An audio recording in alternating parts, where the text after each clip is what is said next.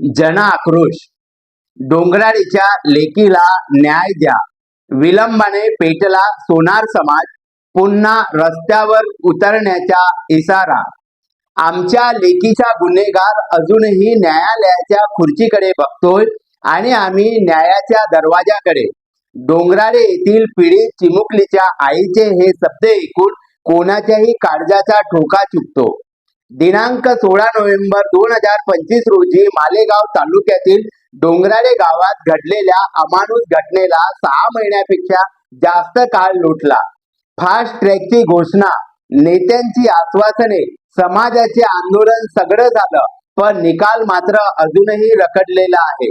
दुसरीकडे नरसापूरच्या प्रकरणात फाशीची शिक्षा झाली, पण अंमलबजावणी नाही. या दुहेरी अन्यायाने संपूर्ण महाराष्ट्रातील सोनार समाज आणि ओबीसी बांधवांच्या मनात असंतोषाचा ज्वालामुखी उसळलेला आहे. गावकरी आणि वडिलांच्या डोळ्यातील वेदना. डोंगराळे गावात आजही त्या घरासमोरून जाताना लोकांचे पाय जड होतात. पीडितेची आई दिवसभर शेतात राबते, रात्री झोप येत नाही. लेकीचा फोटो बघून छाती फुटते. पोलिसांनी आरोपीला पकडलं, कोर्टात केस आहे हे ऐकून आम्ही शांत बसलो, पण 6.5 महिने झाले तरीही तारीख पे तारीख. आम्हाला न्याय कधी मिळणार? हे आमच्या गावावर कलंक आहे. लहान लेकरं शाळेत जाताना बापाला भीती वाटते.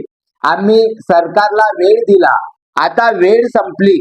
जर न्याय मिळाला नाही तर आम्ही पुन्हा मुंबईपर्यंत जाऊ, अशा प्रतिक्रिया गावकऱ्याकडून येत आहे. नरसापूरने जखमेवर मीठ चोळले. दिनांक 1 मे 2026 रोजी पुण्यातील नरसापूर येथे 65 वर्षीय नराधमाने 4 वर्षाच्या चिमुकलीवर अत्याचार करून हत्या केली. या प्रकरणात सुनावणी जलद गतीने झाली आणि फाशीची शिक्षा सुनावली गेली. डोंगराळेतील लेकीचा प्रश्न एकूणच आहे, त्याच्यात आणि आमच्यात फरक काय? आरोपीचे वय की आम्ही ग्रामीण भागात आहोत म्हणून?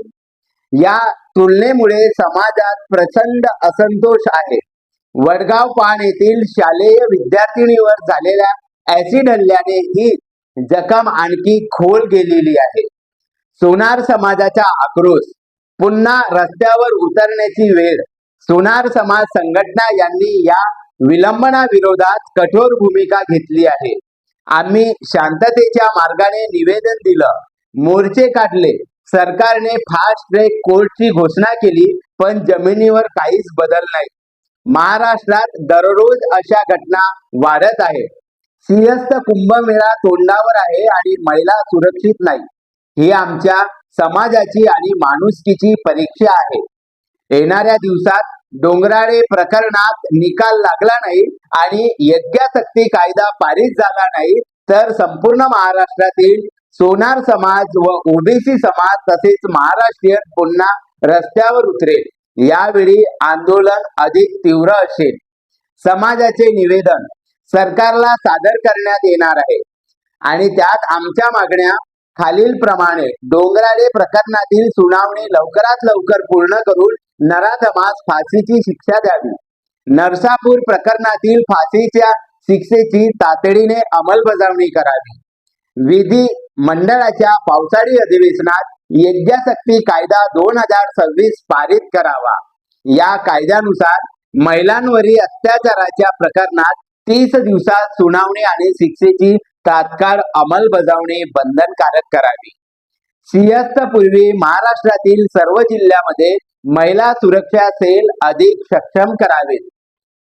जर आमच्या मागण्यांची दखल लवकर घेतली नाही तर आम्हाला राज्यव्यापी रास्ता रोको आणि जिल्हाधिकारी कार्यालयावर मोर्चे काढण्यास भाग पाडले जाईल, याची नोंद घ्यावी.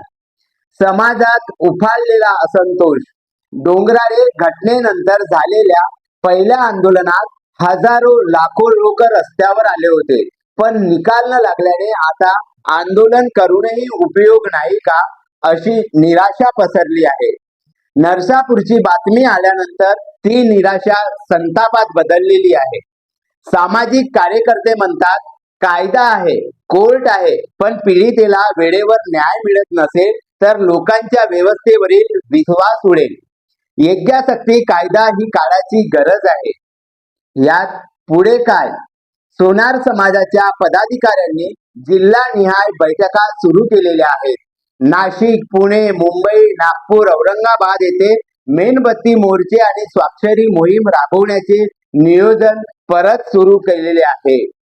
महाराष्ट्र दिनी नरसापूरमध्ये जी घटना घडली ती लाजिरवाणी आहे. पण त्याही पेक्षा लाजिरवाणी गोष्ट म्हणजे डोंगराळेच्या लेकीला 6 महिने होऊनही न्याय न मिळणे. सरकार जागे होणार का, की समाजाला पुन्हा रस्त्यावर येऊन आपल्याला आक्रोश दाखवावा लागेल? सोनारांनो, उघडा डोळे, बघा नीट. सोनार समाजाच्या या लेकीला न्याय मिळावा म्हणून पुरगा एल्गार उभारण्यास आपण सर्वांनी तयार व्हा. धन्यवाद. जय नरहरी.